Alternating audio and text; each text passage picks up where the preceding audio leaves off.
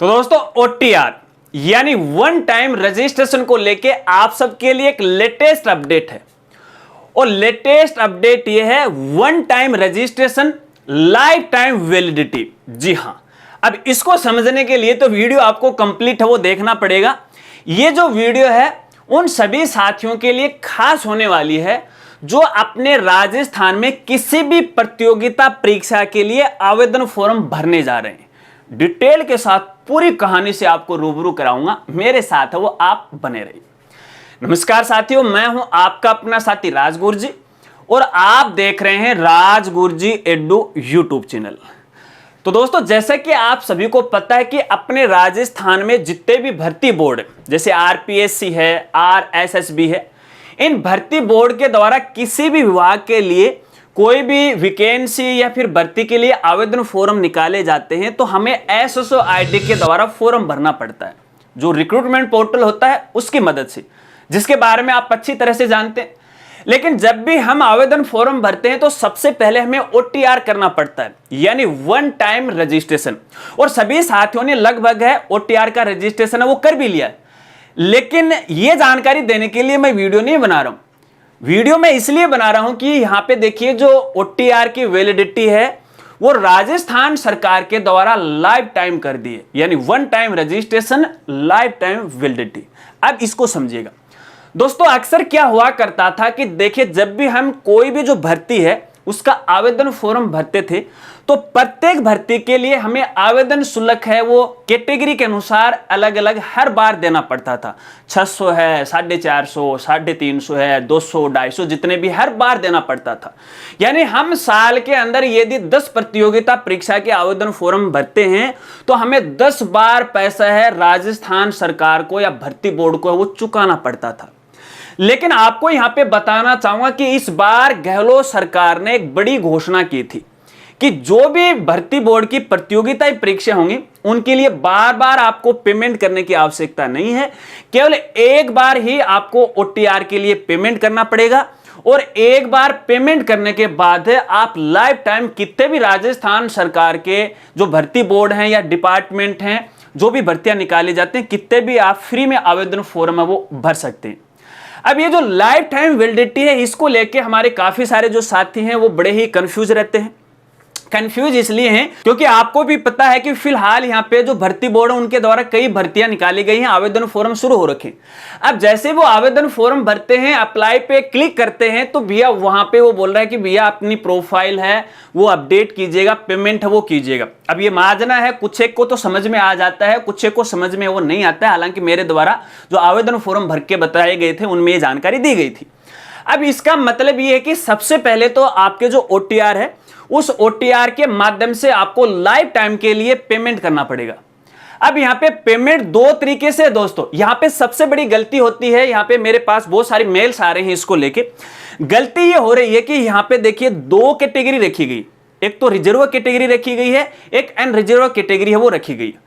अब गलती से जो रिजर्व कैटेगरी में आते हैं वो रिजर्व जो अनरिजर्व कैटेगरी है उसके अंदर है आवेदन कर देते हैं या फीस है उसका भुगतान कर देते हैं। ठीक है, उल्टा हो जाता है, यानी OBC वाले जनरल में कर देते हैं और जनरल वाले OBC के अंदर करते हैं।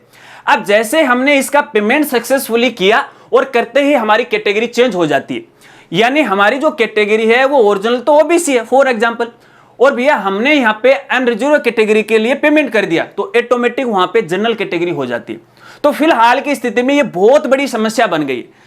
तो इसलिए मैं साथियों से कहना चाहूंगा, देखिए जब भी आप किसी भी भर्ती के लिए आवेदन करने जा रहे हो अपनी SSO ID से, तो भैया कैटेगरी का आपको खास तौर पे वो ध्यान रखना। अब लाइफ टाइम आप पेमेंट कैसे करोगे ये भी मैं थोड़ा सा आपको बता देता हूं। यहां पे देखिए कार्मिक विभाग है राजस्थान सरकार के द्वारा आदेश जारी किया गया था कि सभी जो भर्ती परीक्षाएं हैं उनके लिए वन टाइम पेमेंट ही करना पड़ेगा, बार बार है युवाओं को नहीं देना पड़ेगा। उस आधार पर ये जो व्यवस्था है वो लागू भी कर दी है। अब आप वन टाइम पेमेंट वो कैसे करोगे वो भी मैं आपको बताता हूं। देखिए सबसे पहले आपको अपने SSO ID के अंदर लॉगिन करना है और उसके बाद रिक्रूटमेंट पोर्टल जो आता है और वहां पे सबसे ऊपर लिखा हुआ होता है मेनू बार में वन टाइम रजिस्ट्रेशन। अब जैसे आप इस पे क्लिक करोगे तो देखिए क्लिक करने के बाद यहां पे आपके OTR के रजिस्ट्रेशन नंबर आपको यहां पे दिखाई देंगे। यदि ये जो रजिस्ट्रेशन नंबर है लाल कलर में है तो इसका मतलब ये है कि फिलहाल की स्थिति के अनुसार आपके जो OTR का जो लाइफ टाइम पेमेंट है वो हुआ नहीं है। अब जैसे ये लाइफ टाइम पेमेंट सक्सेसफुली हो जाता है तो OTR के जो नंबर है, रजिस्ट्रेशन नंबर है, उनका जो कलर है लाल कलर से चेंज होके हरे कलर में हो जाएगा।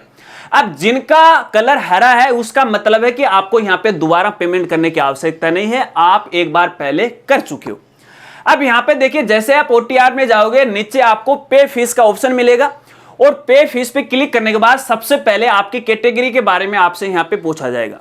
जो भी आपकी कैटेगरी है, रिजर्व है या फिर अनरिजर्व है, उसको आप सिलेक्ट कीजिएगा। ध्यान रखना, एक बार यदि ये सिलेक्ट हो जाती है और उसके बाद आप सबमिट करते हो तो आप कैटेगरी में चेंज नहीं कर पाओगे। तो आराम से देख लेना कि अपनी कैटेगरी वास्तव में सही है या फिर गलत है। उसके बाद आपको ऑनलाइन गेटवे के माध्यम से आपको पेमेंट करना है।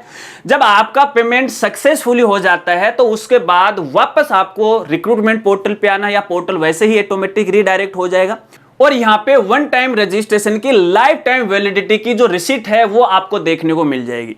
यानी जो आपने भुगतान किया है वो बिल है, वो रिसीट है, यहां से आप डाउनलोड कर सकते हो। बस इतना ही काम आपको यहां पे करना है, आपका काम है वो कंप्लीट हो गया।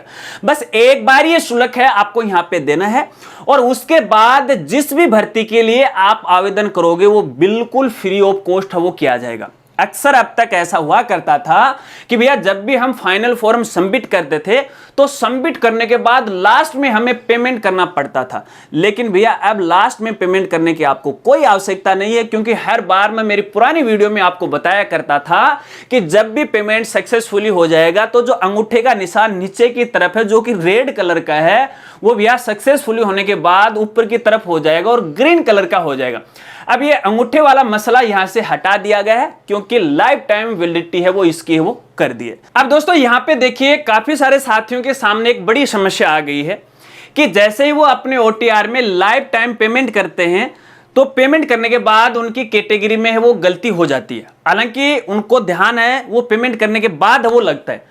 तो अब इसमें आप संशोधन कैसे कर सकते हो? तो दोस्तों फिलहाल की स्थिति के अनुसार देखिए, इसमें आप अपनी कैटेगरी में किसी प्रकार का कोई संशोधन है वो नहीं कर सकते हैं।